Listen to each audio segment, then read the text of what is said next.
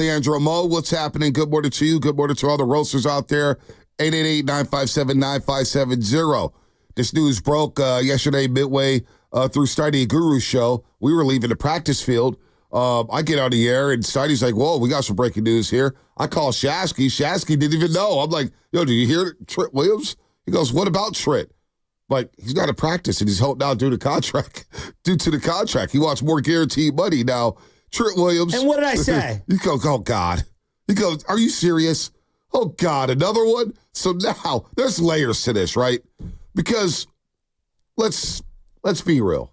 The Niners can ill afford to take the field week 1 or week 2 or week 15 or week 17 without big Trent Williams. We saw what happened last year. Without Trent, you scored 17. You lost 3 straight games without your star left tackle. He's the best. He's one of the best players on the team. He's one of the best players on the team. And at one of the most important positions. And now if he gets his money, because I don't know what the Niners do here. Obviously, they said they've been negotiating with him. They knew this was a shot. And if he misses a couple practice, so be it. He's going to get veteran days off anyway. But if this lingers and he doesn't come to practice, and if he gets his money before Brandon Ayuk, all of a sudden Brandon Ayuk's like, well, damn, I've done everything. I held in. I've come to practice. I'm not practicing, but I'm in the building. I'm in the facility, and I get Trent Williams may be more valuable on this football team, but how do you spin that to Brandon Ayuk if he gets paid before him? I know it's two totally different situations, but damn, Big Trent, you want to stick us like this? Well, this is where I'm exhausted. Like, do I understand his point of view? I do. But I also understand the Niners' point of view in this one. Dog, we gave you $40 million guaranteed and a signing bonus. Yeah. Then we gave you an additional $5 million and another $10 million fully guaranteed. Okay? And then you literally get an active game day bonus of $50,000 every game. Every game you play, $50,000. He's taking up 12.5% of the cap this year. You've made $170 million in your career. All right?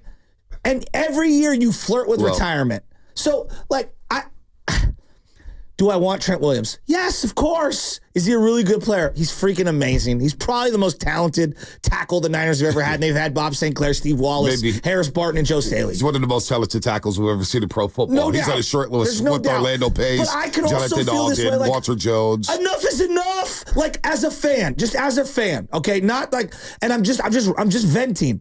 I am exhausted by having these athletes throw the I'm holding out, it's not enough money in our face at every single turn. And if I was running the team, I don't even know how I'd be able to deal with this. Yeah, you wouldn't be able to deal with it. It would drive me insane. You wouldn't be able to deal with it. Like, no, and I'm not saying that these guys don't have valid cases. But I also, as a fan, I'm like, does anyone honor their contract anymore? Well, no, coaches don't.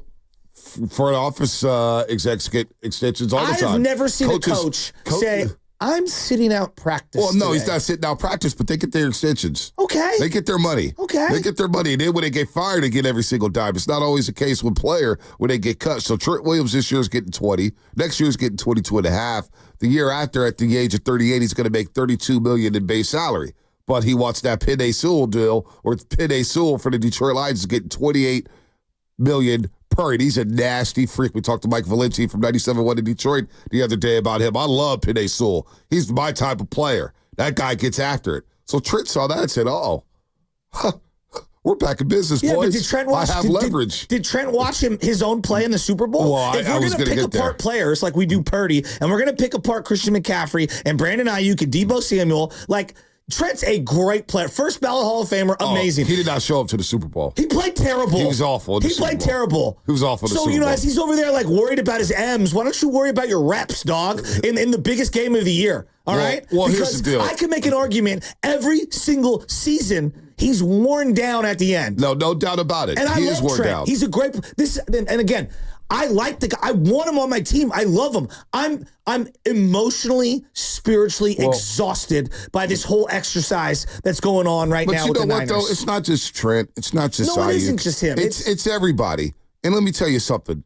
You know, we got the second day of practice today, and there are shirts and skins, so I'm not going to go too crazy. Deebo looked good. He did. I love this Cowie kid out of Arizona. I really do. I like this kid. I think there's a role for him on this football team. Short, quick, fast, short area quickness is there. I like this kid a lot. Juwan Jennings looked good yesterday.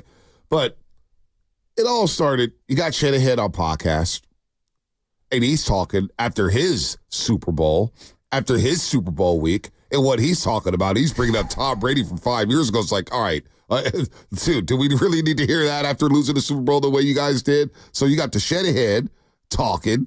You got Ayuk in the holdout thing. You got Trent Williams in the holdout. You got the receiver doc, and these guys know that, damn, this may be our last season in San Francisco. There's just a lot going on. There's a lot going on. And you got Tom Brady smiling from afar. Yeah, well, there's just a lot going on. Like, I look at the Detroit Lions. They're getting ready for the season. They want to kick the 49ers' ass. The Green Bay Packers, they got everybody up there, and I know Jordan Love is holding in, but they got their ducks in a row. They're ready to roll. You know, who else? The Chicago Bears, they got their players in camp. The Philadelphia, you're not hearing anything out of them. They're practicing. They're getting ready to roll, and they know they got to go through San Francisco, and they want to go through San Francisco. So, look, man, I'm not going to call players greedy or selfish because I know how violent this game is. I know what they go through. But I did kind of pause for a second with Trent Williams and say, all right, I understand Brandon Ayuk. I understand where Brandon Ayuk's coming from. This is one chance to cash in. Trent Williams has cashed in. The guy's made $168 million over the course of his career, and he's had multiple injuries. Multiple injuries. And to your point, because I know everyone always, Shasky, the pocket watcher. All these guys are pocket watching everyone. You gave Penei Sewell that kind of money? Well, now I need to redo it. Oh, you're going to pay Brock Purdy $70 million? Well, now's the time for the entire team to get in line with their hands out. Well, what if it's that? What if it's Trent Williams is sitting back saying, I know you're about to pay the quarterback big time money.